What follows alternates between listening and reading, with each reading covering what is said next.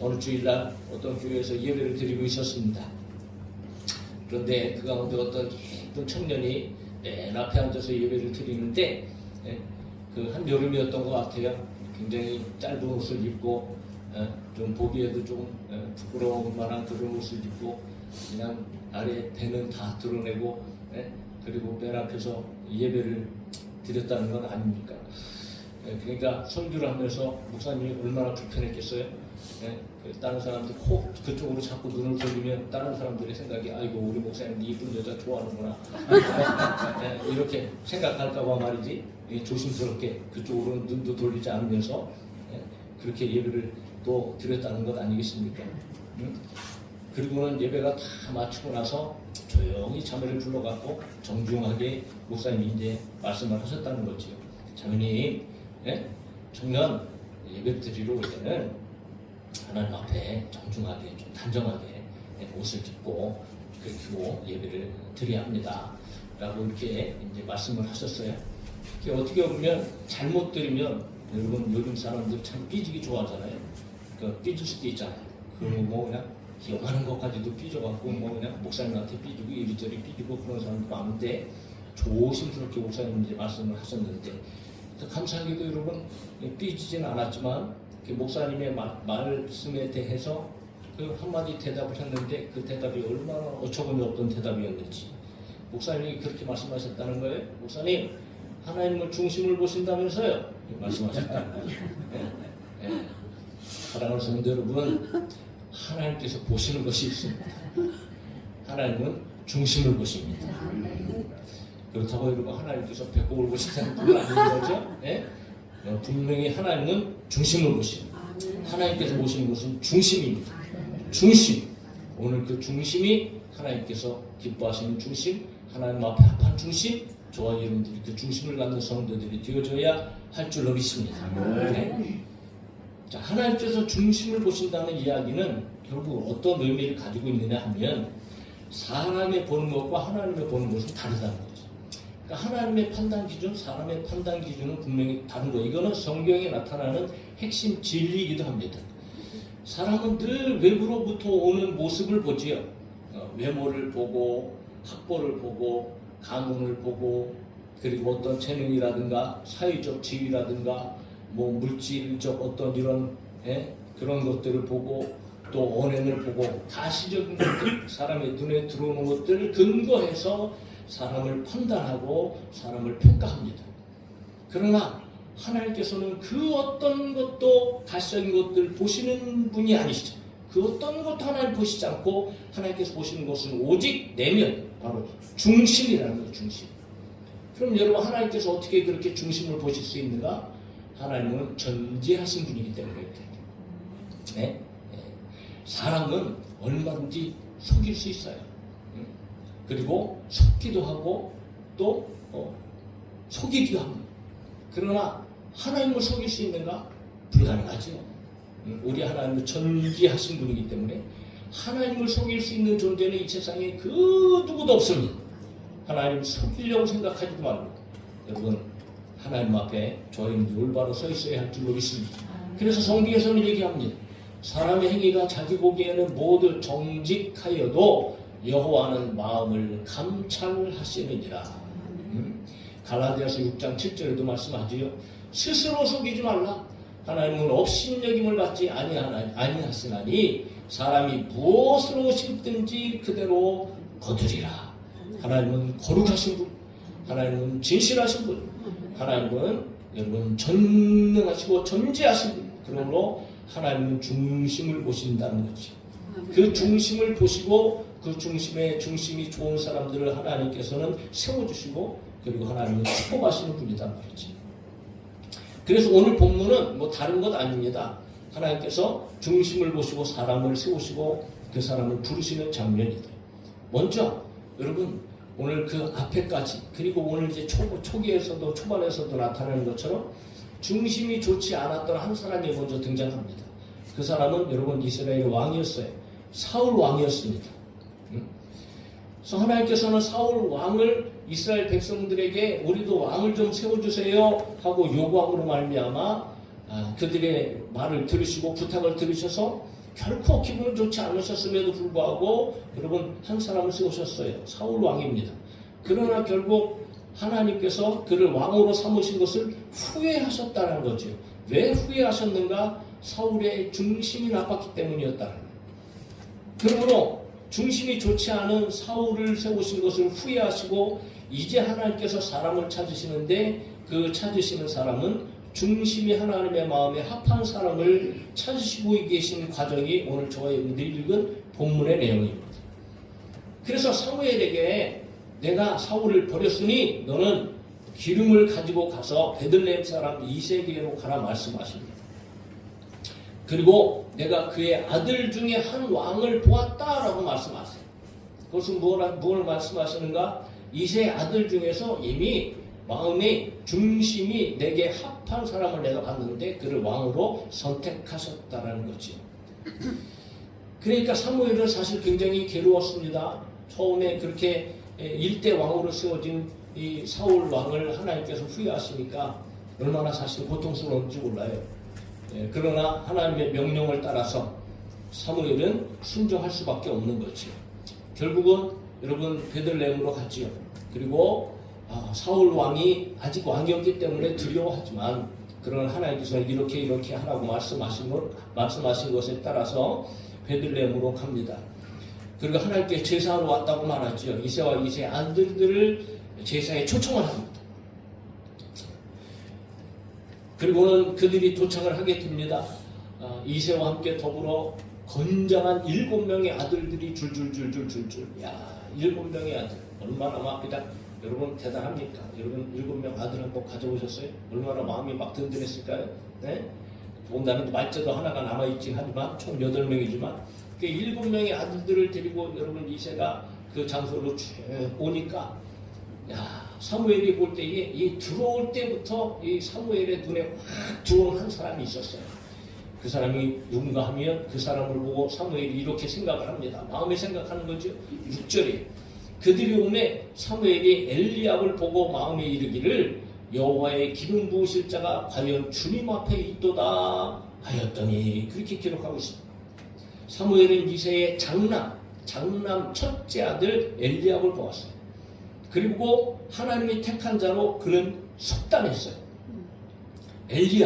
엘리압을 보았다는 거죠. 여기서 이제 보았다라는 말이 여러 번 등장하면서 이 말이 여러 가지로 사용되어지고 있는데 아주 중요한 말입니다. 라라고 하는 말입니다. 히브리어로. 자, 이 동사는 보았다라고 얘기하는데 앞에서도 하나님께서도 1절에 그의 아들 중에서 한 왕을 보았느니라 라고 하는 이 보았다라는 말하고 동일한 말입니다. 그런데 이 보았다라는 말은 단순하게 그냥 이렇게 본 것을 얘기하는 것이 아니고요. 판단하다 그리고 선택하다라는 의미니까 아주 자세하게 보고 관찰해서 판단하고 선택하다라는 의미를 가지고 있다는 말이지. 근데 하나님께서는 여러분 거기에 보내면서 그냥 너는 가서 내가 내게 알게 하는 사람에게 기름을 부으라고 말씀하셨지.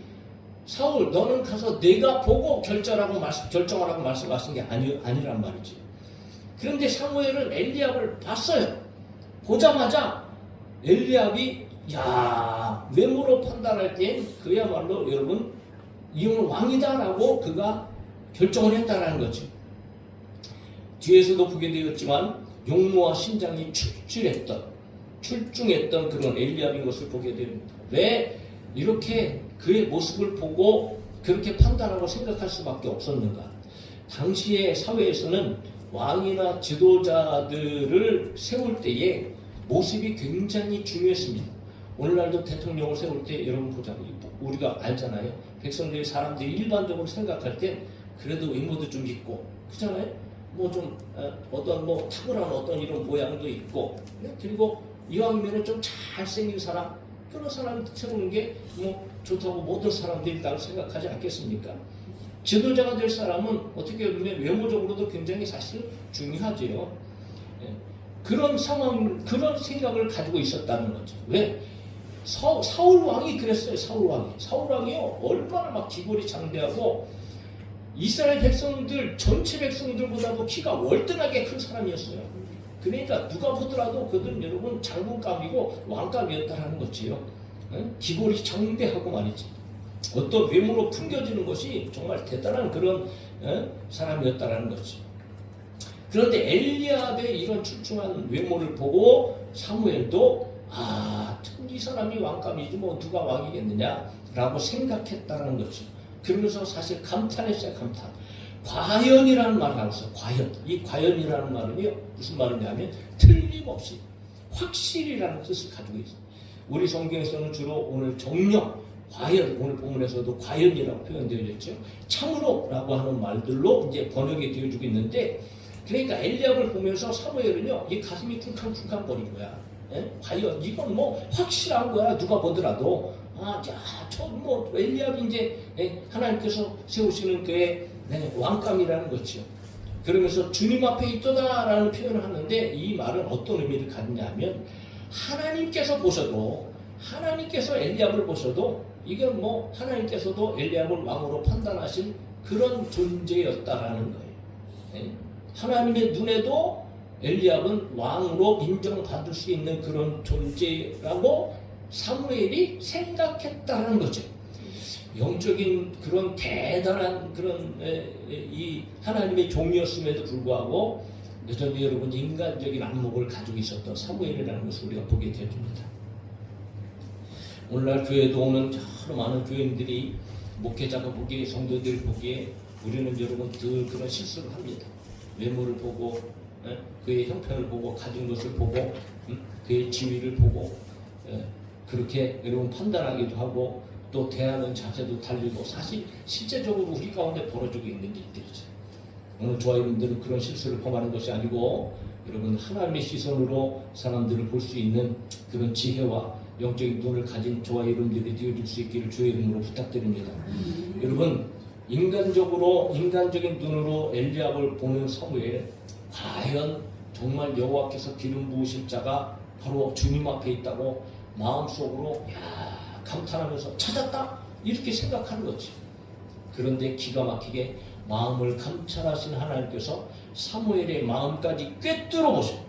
사무엘의 마음까지 그는 그냥 마음에 생각한 거예요. 말로 하지도 않았어요.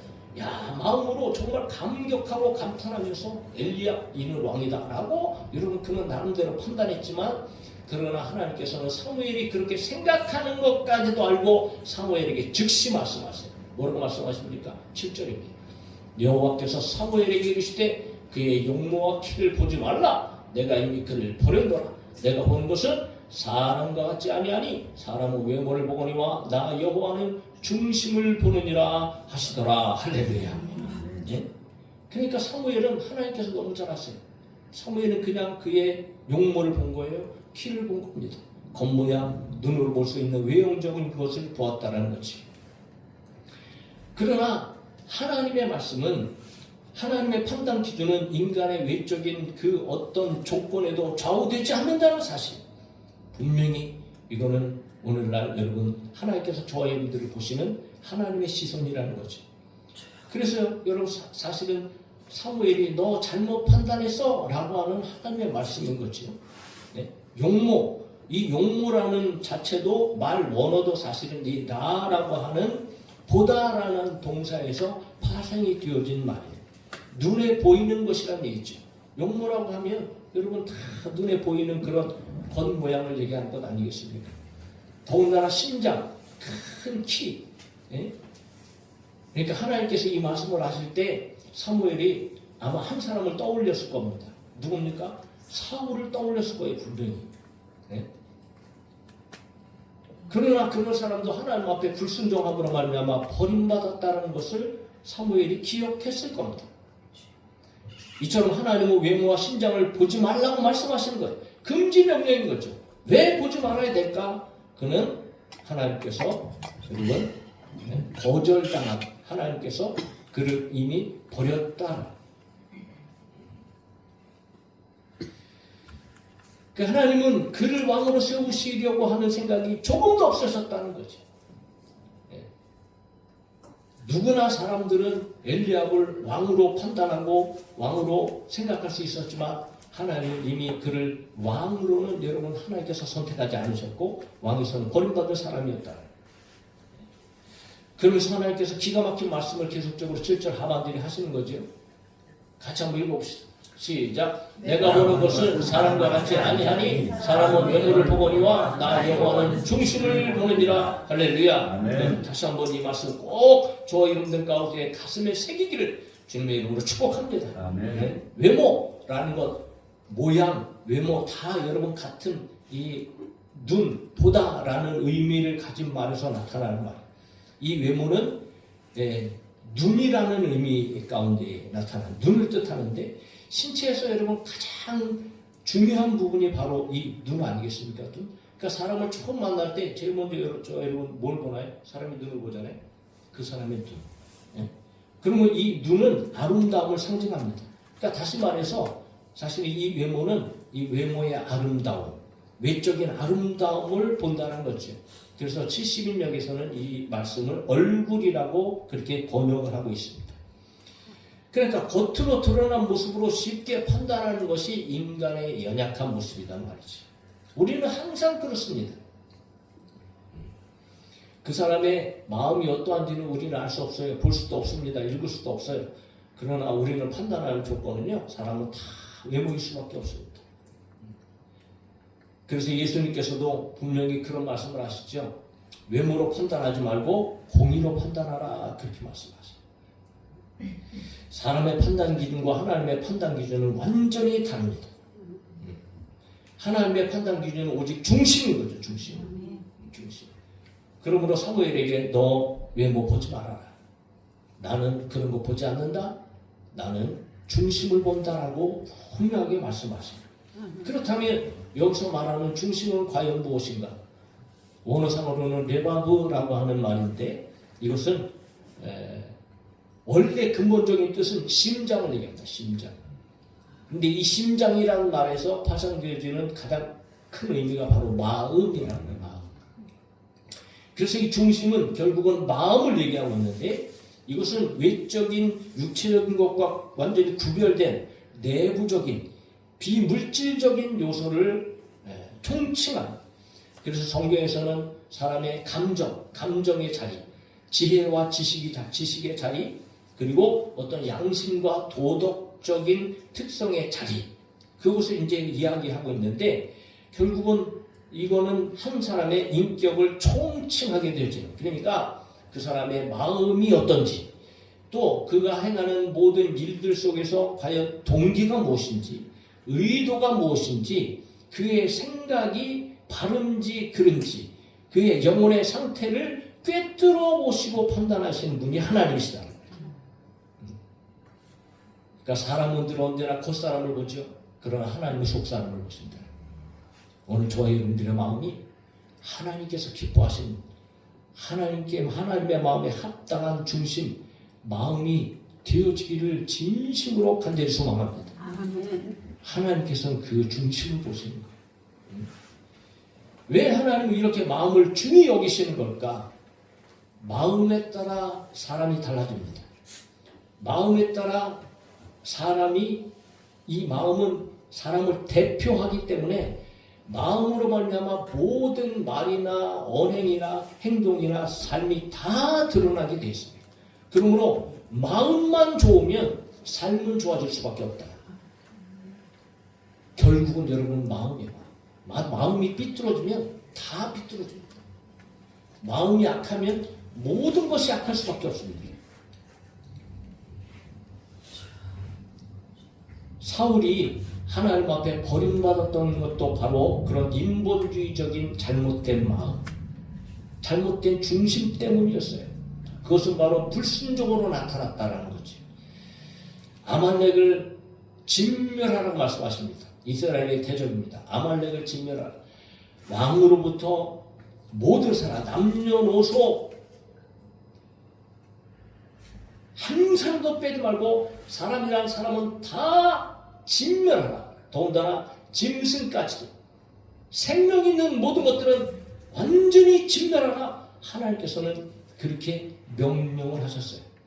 그런데 가서 전쟁을 하고 나서부터는 난 후에는 물론 사람들은 다 진멸을 했지만 그러나 아각이라는 왕을 죽이지 않고 그를 붙잡아오고, 그리고 그곳에 있던 모든 짐승들 중에서 하찮은 것, 별 볼 일 없는 것들은 다 하나님의 말씀대로 진멸했지만, 그러나 그 속에서 살찌고 아름답고 좋은 짐승들은 다 남겨갖고 그걸 그대로 끌고 왔어요.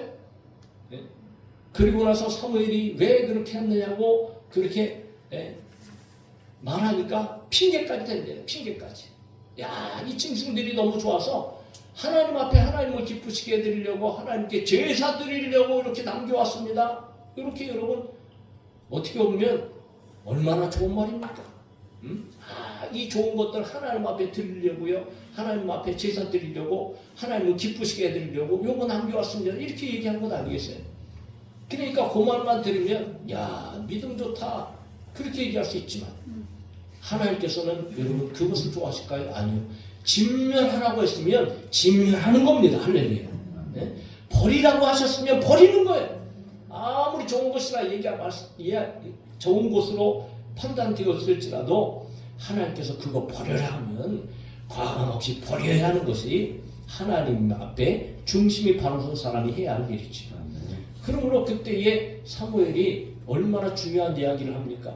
사무엘이 이르되 여호와께서 번제와 다른 제사를 그의 목소리를 청종하는 것을 좋아하심같이 좋아하시겠나이까? 순종이 제사보다 낫고 듣는 것이 수량의 기름보다 낫습니다. 여러분, 매 주일마다 하나님 앞에 예배하는 것 물론 하나님 앞에 귀히 여기시고 하나님께서 좋아하시겠지요. 그러나 그냥 예배 드리는 그 자체를 하나님께서 좋아하시겠습니까? 아닙니다. 저희들이 예배할 때 그 중심을 하나님께서 좋아하신다는 거죠. 예? 그러므로 하나님께서 왕을 버렸다고 말하는 거죠. 그래서 이제 하나님은 백성을 다스릴 새로운 왕에게 기름을 붓는 의식을 거행함에 있어서 다른 것 하나도 보지 아니하고 하나님은 하나님 마음에 합한 사람, 중심이 합한 사람, 그 한 사람 찾으시고 그를 왕으로 삼으시는데, 결국은 말째 아들, 그 장소에도 있지 않은 그 아들 불러와갖고 하나님께서 그에게 기름을 부으시. 그가 바로 다윗 아니겠습니까? 다윗. 예? 다윗의 삶이 진정 하나님 앞에 얼마나 중심에 합한 사람이었는지, 하나님께서 기뻐하시는 사람이었는지 그의 삶을 통하여서 그대로 나타납니다. 비록 정말 악한 모습으로 잘못을 저지르기도 했긴 했지만, 그러나 성경은 다윗을 어떻게 평가하는가? 열왕기상 15장 5절에 다윗의 평생의 삶을 요 한 절에 싹 담아놓고 있는데, 그야말로 위대한 삶을 살았던 다윗왕이었다. 같이 한번 읽어봅시다. 시작. 이는 다윗이 햇사람 우리아의 일 외에는 평생에 여호와 보시기에 정직하게 행하고 자기에게 명령하신 모든 일을 어기지 아니하였습니다. 할렐루야. 완벽한 사람이 어디 있겠습니까? 세상에 완벽한 사람은 존재하잖아요. 물론 때로는 실수할 수 있고 잘못할 수 있죠. 그러나 그것이 계속적으로 반복되어져서는 안 된다는 것을 우리에게 시사해 줍니다. 혹 잘못했다 할지라도 그것 외에는 여러분 하나님 앞에 보시기에 얼마나 정직하게 행했는가, 하나님께서 명령하신 일들을 얼마나 순종하며 살아가고 있었는가. 다윗은 그것 가지고 하나님 앞에 정말 전무후무한 신정정치를 펼치면서 이스라엘 백성들을 평안한 길로 인도했고, 그만큼 오직 하나님을 의지하고 하나님의 말씀에 순종하면서, 그러므로 그렇게 중심이 합한 다윗의 삶은 어디를 가든지 무엇을 하든지 그가 형통하게 되어졌고, 하나님께서 주시는 놀라운 축복을 받아들이는 성군이 되어졌다는 것. 오늘 저와 여러분들은 마찬가지입니다. 여러분, 하나님께서 기뻐하시는 중심 가지고 하나님께서 주시는 축복을 받아들이는 성도들이 될 수 있기를 예수님의 이름으로 축복합니다. 아멘. 그렇게 하나님 마음에 합한 중심을 우리는 가져야 되겠다. 하나님은 모든 것을 다 하십니다. 하나님을 속일 수는 없습니다. 그리고 중심이 합한 자를 찾으십니다. 네. 그런 척 해갖고 사람을 속일 수 있어도 하나님은 절대 속일 수 없다. 그러므로 저와 여러분들은 하나님께서 기뻐하시는 중심을 가져야 된다. 그 의도가 무엇인가? 그 목적이 무엇인가 여러분 다 아신다. 그래서 다윗은 무엇보다 그 하나님을 알고 있는 거예요. 그러므로 다윗이 이미 여러분 죽음을 앞두고 솔로몬을 부릅니다. 아들을 불러요. 아들을 불러갖고 아들에게 여러분 마지막 유언과 같은 말을 합니다. 어떤 말을 하느냐? 기가 막힌 말을 하는 거예요.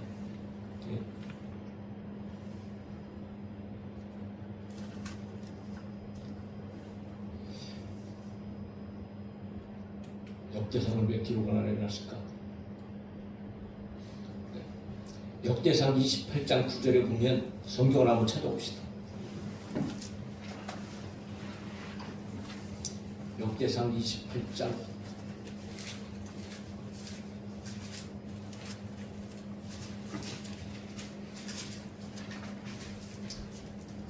653페이지에 있습니다. 역대상 28장 9절 찾으셨으면 아멘 합시다. 네, 역대상 28장 9절 653페이지.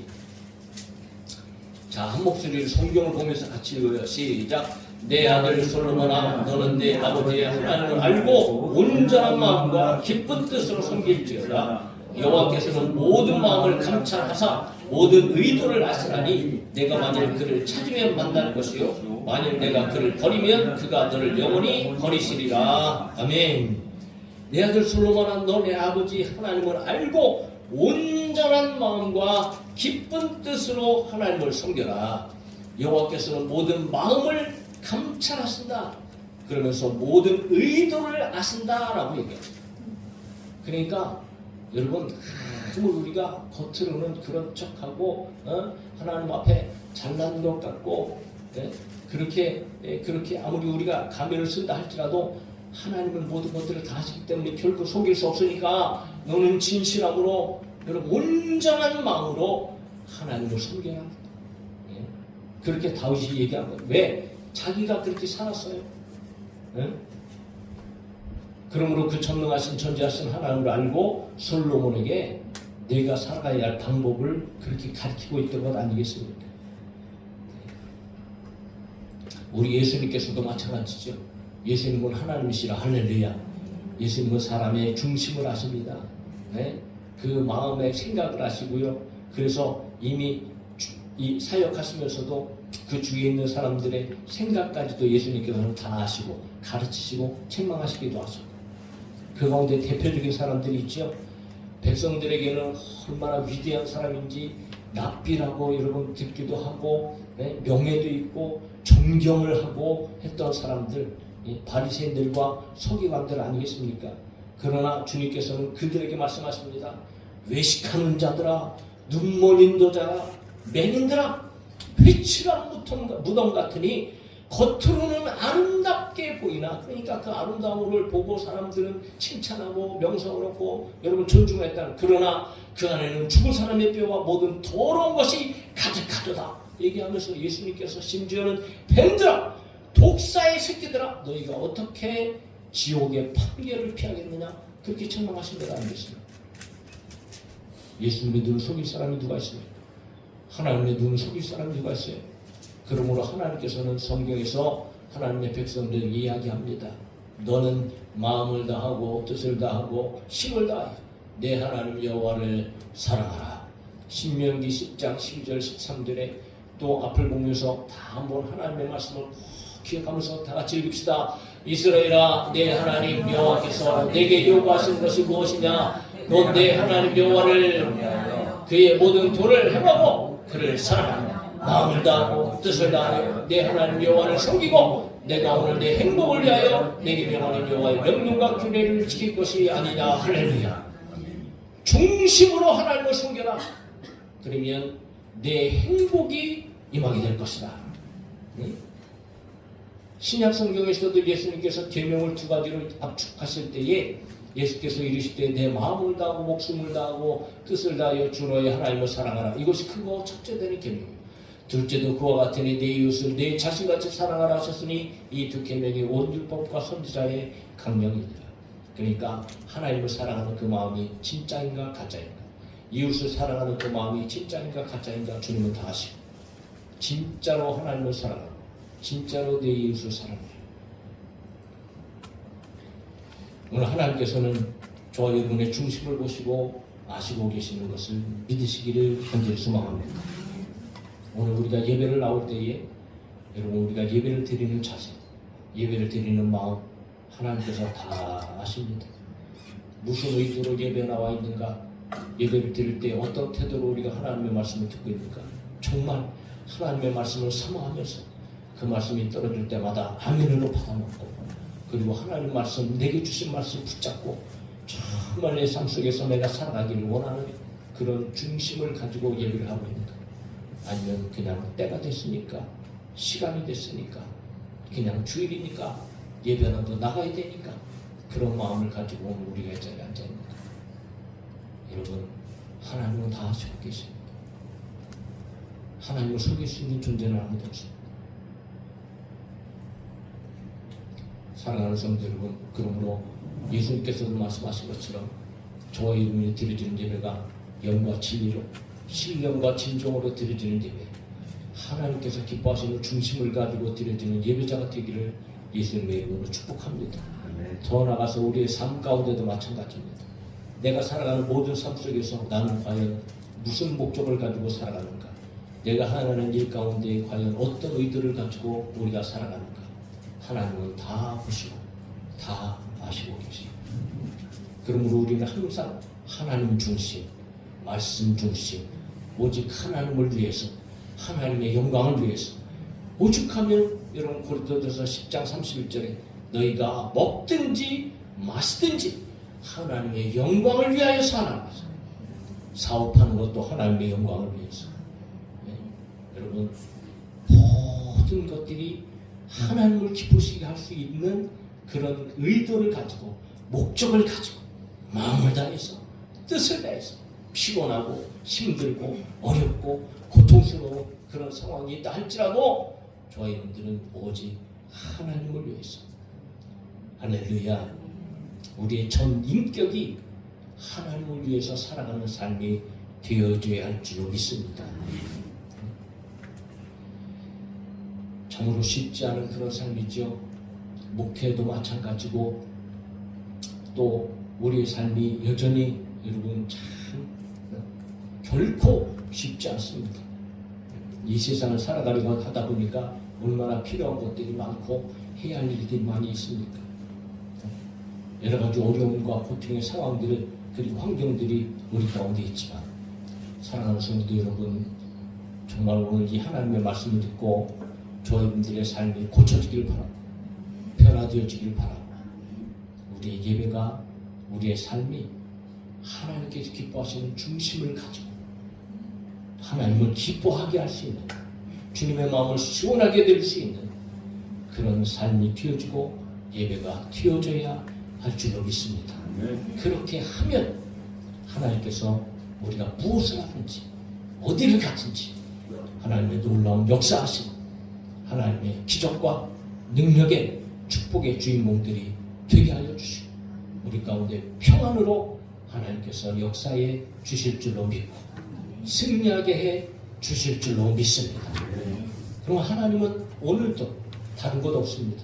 하나님의 마음에 합한 자들을 찾으시고 그 중심이 하나님 앞에 합한 자들을 들어쓰시고 그들을 세워주시고 그들을 통하여 하나님의 역사를 이루어 가시고 그들을 통하여 교회의 부흥을 이루시고 그들을 통하여서 가정의 구원을 이루시고 그들을 통하여서 하나님의 놀라운 계획들을 지금도 성취해 가시고 이루어 가시는 줄로 믿습니다.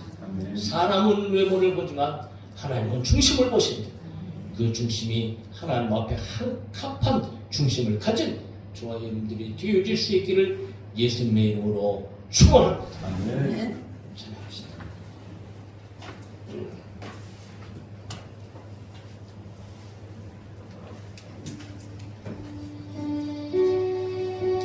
우리는 진짜 하나님께서 기뻐하시는 신자가 되어져야 됩니다. 신자 되기 원합니다. 진심으로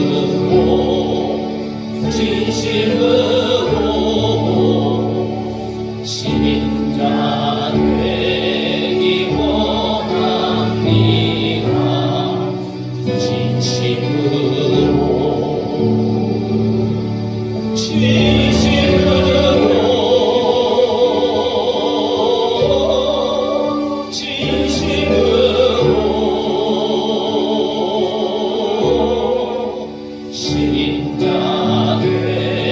진심으로